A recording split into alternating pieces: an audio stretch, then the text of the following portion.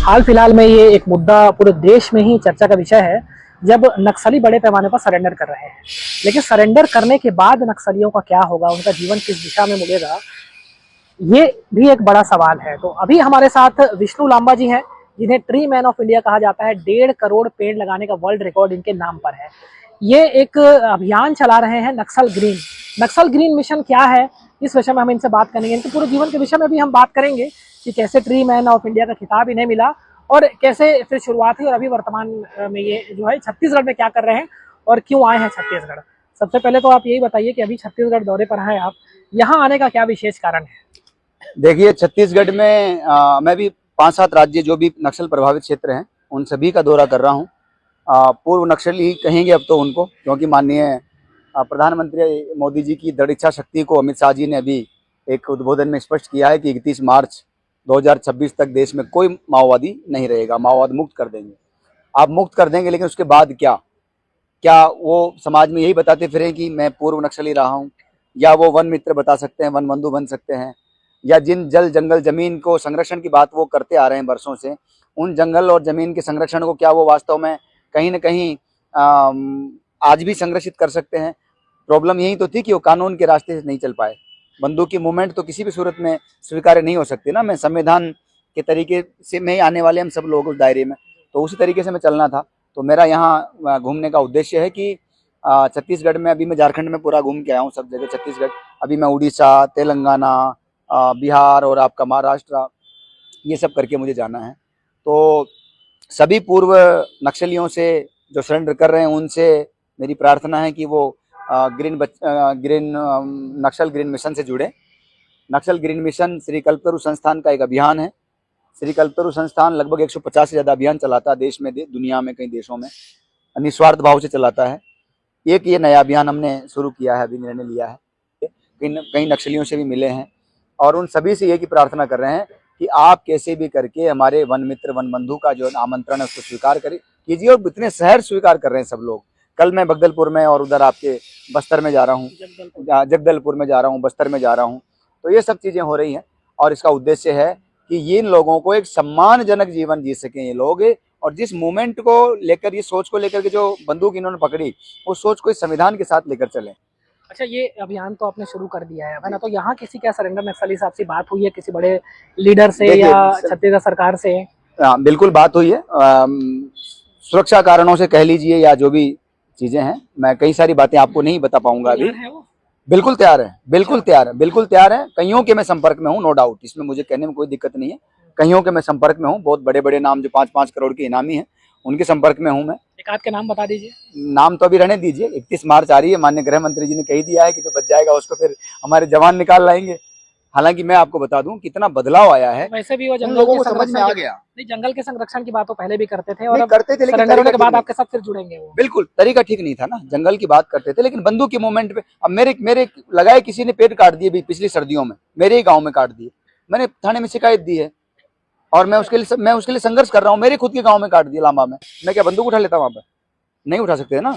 तो हमने ये तय किया कि हम थाने में शिकायत देंगे। हमने दी, जांच हो रही है, वो वापस लगाएगा पेड़ 4 गुना जितने मेरे पेड़ काटे हैं। उस मांग को लेकर माननीय न्यायालय में जाऊंगा। तो यहाँ पर भी हम ये चाहते हैं, जो बंदूक की मूवमेंट थी उसको छोड़ करके न्याय का रास्ता वो अपनाएं और उस न्याय के रास्ते पर चल करके आगे बढ़ेंगे तो निश्चित रूप से समाज में उनको सम्मान मिलेगा, समाज का सहयोग मिलेगा।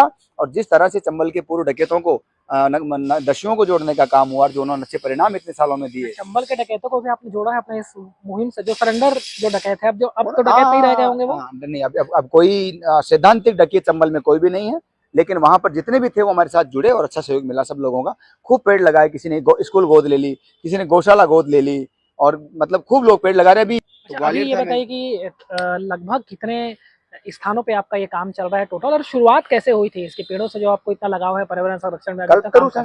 कल्पतरु संस्थान हमारा देश के 22 राज्यों में, दुनिया के 13 देशों में और कई जगहों पर काम कर रहा है। हम लोग कई देशों में काम कर रहे हैं। हम लोग सुंदरवन पे काम कर रहे हैं। हम लोग कितने थे जब पहली बार आपने पहला पेड़ लगाया था? पहला पेड़ तो मैंने शायद 3-4 साल की उम्र में लगाया होगा, लेकिन 5-7 साल की उम्र में मेरी माँ के साथ मैंने आम का पेड़ लगाया था, वो मुझे याद है। कितने पेड़ लगा चुके हैं? 1,60,00,000 से ज्यादा हमारा वर्ल्ड रिकॉर्ड है। राष्ट्रपति पुरस्कार भी मिला आपको इसके लिए? हाँ, मिले ना, पुरस्कार बहुत मिले, सरकारों ने दिया, समाज ने दिया, और बहुत सम्मान मिले। अमृता देवी मिला, राजीव गांधी मिला, और वानी की मिला, और एपीजे अब्दुल कलाम राष्ट्रीय निर्माण पुरस्कार मिला, राज्यपाल के कई बार सम्मानित हुए, मुख्यमंत्री उसके बहुत 500 से ज्यादा पुरस्कार अभी मिले। अभी पूरा फोकस आपका नक्सल गिरन अभियान पर है। अभी बिल्कुल बिल्कुल हम सब लोग नक्सल गिरन अभियान पर एक टीम हमने बनाई है, जो इन 5 राज्यों से संबंधित हमारे वॉलंटियर है उनको हमने इस काम पे लगाया है। 5 राज्यों के कलेक्टर कितने और भी अभियान चलाता है ना, ग्रीन बचपन अभियान चलाता है 5 से 12 साल के बच्चों के लिए, इंडो नेपाल ग्रीन मिशन चलाता है, नेपाल में काम कर रहे हैं हम लोग, वहां पर तो हमारे सांसद ही बन गए वॉलंटियर, छोटे छोटे जो आपके वॉलंटियर थे वो सांसद बन गए हाँ, नेपाल बन में। गए। कल वो एक चैनल पर लाइव थे कल मेरे साथ, तो कल शपथ लिए ना उन लोगों ने, अच्छा, तो विश्वास भी नहीं हो रहा है कि वो अभी आप सांसद छत्तीसगढ़ में छत्तीसगढ़ की बात करते हैं तो ये मैं जानना चाह रहा हूँ कि कुल कुछ नक्सलियों का आपने टारगेट भी तय किया है क्या कि इतने नक्सलियों को हम अपने अभियान से जोड़ेंगे? नहीं, नक्सली सभी जुड़े, सभी वन मित्र बने, सभी वन target बंधु आपने बने, तय लेकिन किया? हाँ हमारे संख्या? कार्यक्रम में जो कोई हम लोग संख्या आपने हम खुद लोग तय किया हो जो? हम लोग जो प्रस्तावित कार्यक्रम है जयपुर में, बड़ा एक नक्सलियों का जो कुंभ हम प्रस्तावित कार्यक्रम हमारा है जो सोच रहे हैं, उसमें प्रमुख लोग सभी, जैसे पूर्व चंबल के जो पूर्व दस्यु वहां पर आए और लगभग 38 दस्यु वहां पर थे, मलखान सिंह, मोहर सिंह, सरू सिंह, हाँ ये सब लोग, हाँ महिला भी थी, पुरुष भी थे। तो वैसे यहाँ से हमने जो प्रमुख प्रमुख नाम हैं वो वहां जाकर के एक शपथ लेंगे, और वहां की आने वाली पीढ़ी जो है देश की, वो जो गलत रास्ते पर जा रही है उसको ये मैसेज देना है, उसको ये मैसेज देना है कि न्याय का रास्ता ही सही है। अंततोगत्वा आपने नहीं देखा, कम समय में बहुत पैसा कमाने के लालच में लोग, आजकल युवा क्या गलत कर रहा है। एक छोटी सी बात बताऊं, गाड़ी भी चलाता है तो कितनी बदतमीजी चलाता है, कई बार देखते हैं ना हम लोग, कितना बुरा लगता है, मन में बहुत गुस्सा आता है, लेकिन क्या करें, तो इसलिए मैसेज जाएगा इस बात का। अच्छा लांबा जी, अरावली हिल्स का जो मामला, क्योंकि आप राजस्थान से बिलोंग करते हैं, तो वहाँ एक बड़ा जन आंदोलन खड़ा हो गया। हसदेव का भी मामला छत्तीसगढ़ में गरमाया हुआ हसदेव में भी हम साथ हैं, छत्तीसगढ़ में हसदेव का मामला चला, मैं तब भी आया, उस समय हसदेव में भी हम साथ हैं। हम लोग चाहे वो कोई भी रहा होगा, हम लोग आपके तेलंगाना वाले मामले में भी हम लोग गए, हैदराबाद में जो हुआ, हम लोग, मेरा सवाल ये है कि इतना बड़ा जन आंदोलन, जो जन आंदोलन अरावली के लिए अरावली के लिए हम खड़े थे, हसदेव वहाँ के पे लिए खड़े लोग थे। एकजुट क्यों नहीं हो पा रहे, उतना बड़ा आंदोलन क्यों नहीं बन पा रहा यहाँ? नहीं, यहाँ पर देखिए, आपके यहाँ पर एक चीज जरूर कहूंगा कि जो लोग आदिवासी लोग हैं, वो लोगों को सबसे पहला प्रश्न है, मैंने कहा ना अभी प्रेस कॉन्फ्रेंस में, बुभुक्षितम किम न करोति पापम, उनकी हालत तो देखिए। आप हिडमा हिडमा तो चिल्ला रहे हो चैनल पे, लेकिन हिडमा को तो वास्तविकता देखो, आप ही ने दिखाया हिडमा को, हमने देखा ईटीवी का वो आपका चैनल समाचार देखा, ईटीवी ने हिडमा का घर दिखाया, जब पहली बार तो मैं दंग रह गया देख करके, ये हिडमा का घर है जिसके नाम से इतना पूरे देश में तहलका मचा पड़ा है, उसकी स्थिति क्या थी। मैं उसका समर्थन नहीं कर रहा हूँ, किसी हिडमा का समर्थन नहीं कर रहा हूँ, मेरा कहना यह है कि उनकी हालत खराब है लोगों की, वो आंदोलन करेंगे कि बच्चे पालेंगे, करेंगे क्या क्या, और जो आंदोलन करने की स्थिति में वो कई लोग बिक गए, कई लोग जो खड़े हैं उनको सरकार दमन कर देती है उनका। मेरी प्रार्थना है, जहां जैसे जो जिसके हाथ में है संभव है वो साथ खड़ा हो, इन लोगों की ताकत बने, मीडिया अपना अपना काम करे। कि औद्योगिकरण के नाम पे जो पेड़ों को काटा जा रहा है और जो जंगलों को जो निशाना बनाया जा रहा है, तो इसका समाधान क्या है, आप क्या समझते हैं? औद्योगिकरण के नाम पे प्रकृति से जो ले रहे हैं वो देना पड़ेगा। बात किसी केवल ये इतने बड़े जो आपने लगा रखे हैं फैक्ट्रियां हैं जो कोयला आपके निकाल रही हैं, ये इस बात इन्हीं की नहीं है, चाहे कोई भी हो, जो प्रकृति से आप ले रहे हैं वो आपको देना पड़ेगा, तो सब ठीक चलेगा। प्रकृति किसी को नहीं बख्शती, प्रकृति जब अपनी औकात पे आती है तो सब ले लेती है। इसी कोरबा में आपने कोरोना देखा है, ये वो कोरबा है जहां पर हर जगह देखो ना, आप मेरे पीछे जो पेड़ लग रहा है, ये बादाम का पेड़ लग रहा है, ये काजू आ रहे हैं, इतने काजू आ रहे हैं आपके सामने, ये कोरबा में संभव है, ये राजस्थान के किसी कोने में संभव नहीं है। लेकिन ये मैंने तभी कहा आपको, चाहे कोई भी चीज हो, जहां पर आप सत्य की रक्षा साहस के साथ करने के लिए आगे बढ़ेंगे, तो निश्चित रूप से क्या ताकत है इनकी, क्या मजाल है इनकी।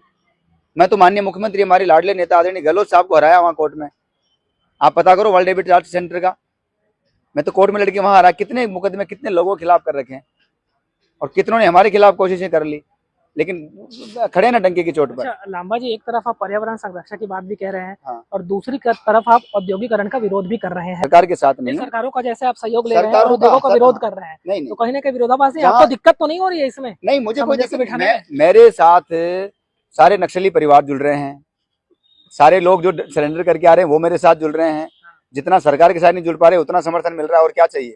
तो इसलिए बात विरोधाभास की नहीं है, बात सिर्फ इतनी सी है, जो गलत होगा वो चाहे आपकी माताजी के हाथ से गलती हो जाए तो भी हम कह सकते हैं माताराम आपने जानबूझ के इतनी सारी मिर्ची डाल दी सब्जी में, हम कह सकते हैं ना, उनको कह सकते हैं ना, या माँ इसलिए नहीं कुछ नहीं बोलेंगे, जहर खा जाएंगे।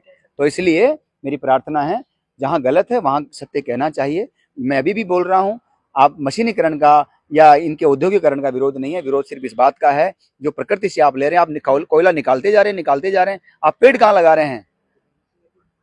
आप पेड़ कहाँ लगा रहे हैं? आप पेड़ नहीं लगा रहे हैं, आप कोयला निकालते जा रहे हैं लगातार। छत्तीसगढ़ की जमीन को आपने खाली कर दिया है। आने वाली पीढ़ियों को क्या करोगे आप? कहाँ जाएंगे लोग? क्या होगा?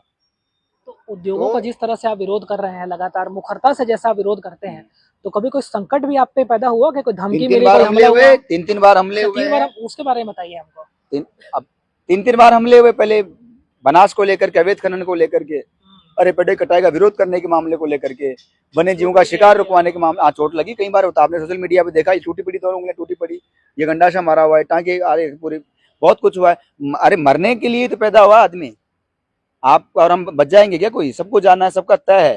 ठाकुर जी ने सब तय कर रखा, किस समय जाना, किस जगह जाना है, कितनी सांसें बाकी है, कैसे भी रोक लो इन सांसों को, नहीं रोक पाओगे। आए हो तो कुछ करो, कितने हो भले और हो जाए, कितने ही हो भले और हो जाए। आप जिन आपकी सेठ जी की बात कर रहे थे फैक्ट्री के, वहाँ एयरपोर्ट पे ताला लगा दिया मैंने जयपुर में, आप देखो पता करो। फिर सेठ जी मिलने भी आए मेरे से, तो मैंने कहा ना कि सच में बहुत बड़ी ताकत है, सच में बहुत बड़ी ताकत है। आप जहाँ बिक गए वहां पर आप झुक गए। अरावली जैसा आंदोलन क्या लगता है आपको छत्तीसगढ़ में भी खड़ा होना चाहिए हसदेव को बचाने के लिए? बिल्कुल होना चाहिए। आप खड़ा करेंगे या आपकी कोई सहभागिता रहेगी इसमें? आंदोलन खड़ा करना नहीं, मतलब आप जिस तरह से अरावली में सब एकजुट हुए, मैंने उस तरह से हसदेव को बचाने के लिए क्या कोई हसदेव को बचाने के लिए कल भी साथ आपकी कोई भूमिका होगी? कल भी साथ थे, आज भी साथ हैं। हसदेव यहाँ के फेफड़े हैं भाई, कैसे भूल सकते हैं हसदेव को? जो लोग यहाँ सांस के साथ में खड़े हैं, ताकत के साथ खड़े हैं, उनको कमजोर थोड़ी किया जा सकता है, समझौता नहीं किया जा सकता। प्रकृति परमात्मा का साक्षात स्वरूप है। इन नदियों को, इन पहाड़ों को, इन दरियाओं को, इन समंदरों को, इन तितलियों को, इन झरनों को, इन फूलों को, इन पेड़ पौधों को, इन पशु पक्षियों को नहीं छोड़ सकते। वो यहाँ के फेफड़े हैं छत्तीसगढ़ के। हसदेव के साथ थे, कल भी आज भी हैं। न किसी से कोई खरीद पाया हमें, न कोई हमें डरा पाया, न कोई हमें झुका पाया। बस ये है कि हमने संविधान के रास्तों पर चलने की शपथ ले रखी है। इसलिए तय है हमारा कि जब चंबल के दस्युओं को समझ में आ गया, नक्सलियों को समझ में आ गया, इतने बड़े बड़े आ रहे हैं ना, पापा राव और ये वो इतने लोग आ रहे हैं, जब ये इनको समझ में आ गया तो फिर ये क्या चीज़ है। लेकिन जनता जनार्दन एकजुट रहें, यहाँ के जिंदा लोग दिखाएं कि हम जिंदा हैं। हसदेव क्या चीज़ है? सब जगह समझौते होंगे, बैठेंगे आपके साथ, समझौता करेंगे वो कि नहीं साहब इतने हम पेड़ काट रहे हैं, इस कार्य से ले रहे हैं, इतना हमें विकास करना है, तो उसकी जगह वो इतना पेड़ लगाएंगे, वो देंगे। जो ऑक्सीजन वो ये पेड़ देता है, इसकी क्या कीमत है, उस कीमत के आधार पर माननीय न्यायालय ने कहा है ये तो। और न्यायालय आपको अधिकार देता है, संविधान आपको अधिकार देता है कि आप पेड़ बचाएं, आपके ये मौलिक कर्तव्य है आपका। चलिए ठीक है रामबा जी, आपके मिशन के लिए आपको बहुत बहुत बधाई और ईटीवी की तरफ से अग्रिम शुभकामनाएं कि आप सफल हों इसमें। Thank you very much. Thank you. हम बात कर रहे थे विष्णु लांबा जी से, ट्री मैन ऑफ इंडिया इनको कहा जाता है, राष्ट्रपति पुरस्कार से भी पुरस्कृत हो चुके हैं और नक्सल ग्रीन मिशन लेकर अभी ये चल रहे हैं, छत्तीसगढ़ पहुंचे हुए हैं। इन्होंने बताया कि राष्ट्रपति पुरस्कार भी इन्हें मिला है। पर्यावरण संरक्षण की दिशा में काम करने के लिए कई बार हमले भी हुए, लेकिन मिशन इन्होंने लगातार जारी रखा है। अरावली जैसा आंदोलन हसदेव के जंगलों के लिए भी खड़ा होना चाहिए और ये आने वाले भविष्य में इस आंदोलन के सहभागी भी बनेंगे। इन्होंने इस तरह की बातें हमारे साथ साझा की है। कोरबा से राजकुमार शाह, ईटीवी भारत, छत्तीसगढ़।